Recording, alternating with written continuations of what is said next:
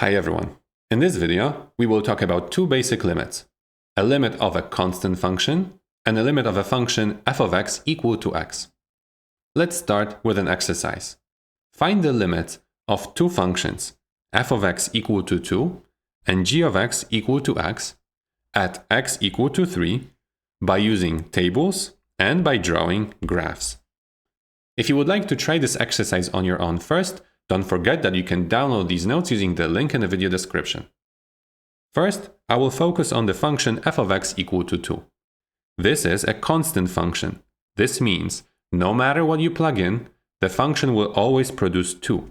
For example, when you plug in 2.9 to this function, the output will be 2. In fact, no matter what you plug in, the output is always 2. Now, as x's, as the inputs, approach 3 from the left, the outputs are always 2. As the inputs approach 3 from the right, the outputs are always 2. This suggests that the limit of this function at x equal to 3 is 2. Let's confirm it with the graph. The graph of a constant function is a horizontal line. This constant function has the value of 2, so I have a graph at the height of 2. Now, as the inputs get closer and closer to 3 from the left and from the right, the outputs of the function are always 2. The arrows on the graph of my function point toward a point with the y-coordinate of 2.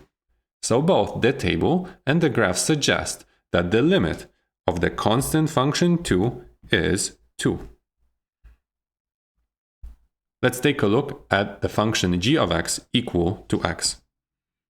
No matter what you plug in into this function will produce what you plugged in.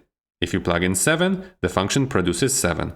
If you plug in 5, the function produces 5. If you plug in 2.9, you get 2.9. If you plug in 2.9, you get 2.9.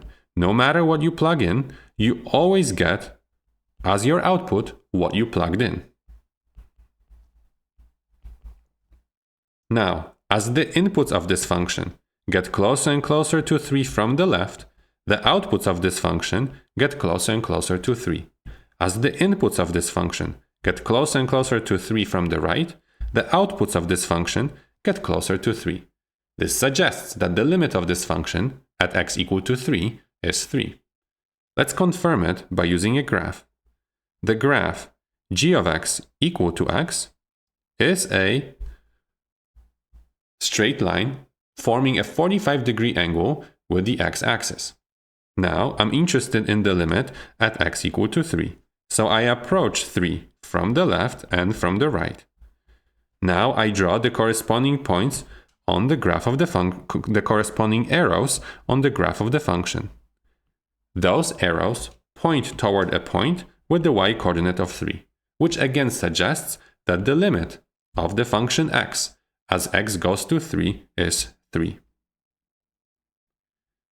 This is a general rule. When it comes to constant functions, the limit of a constant function as x approaches any number is always that constant function. The limit of 7 will be 7. The limit of 8 will be 8. The limit of 13 will be 13. So, this is a general theorem that says that a limit of any constant is always that constant. On the other hand, the function g of x equal to x had a limit as x approached 3 of 3. If I wanted to compute the limit as x approaches 5, I would get 5. As x approaches 7, I would get 7. And in general, as x approaches a, I would get a. Let's see if we can use this theorem, the basic limits, to compute a few limits below. If you would like to try this problem on your own, this is a good time to stop the video. First, I must find the limit of the constant function 4. And I know that the limit of a constant function is that constant, regardless what x I'm approaching. Similarly, the second limit of the constant function 3 must be 3. Next, I have the limit of a function x, and I'm looking at the limit as x approaches 3. According to my second formula in the table above, the limit of this function is 3. Next, I have the limit of the function x as x approaches 0, which is 0. Finally, the limit of x as x approaches pi.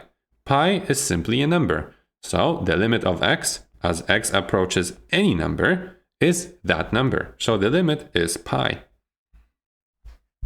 Let's take a look at the right column. In the first example, we have the limit of a constant function 6 as x approaches 3, this time from the right. The table tells me the general limit. I knew that the general limit as x approaches 3 of 6 would be 6.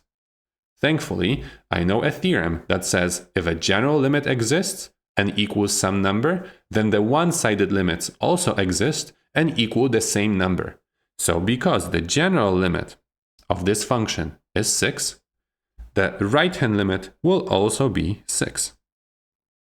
In the next example, same idea.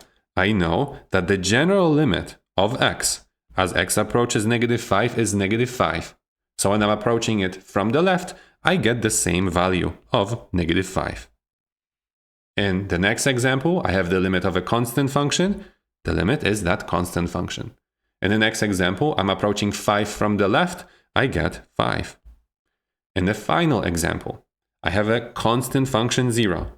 So, as I'm approaching any number, either from the left or from the right, I get that constant number back. So the last limit is 0.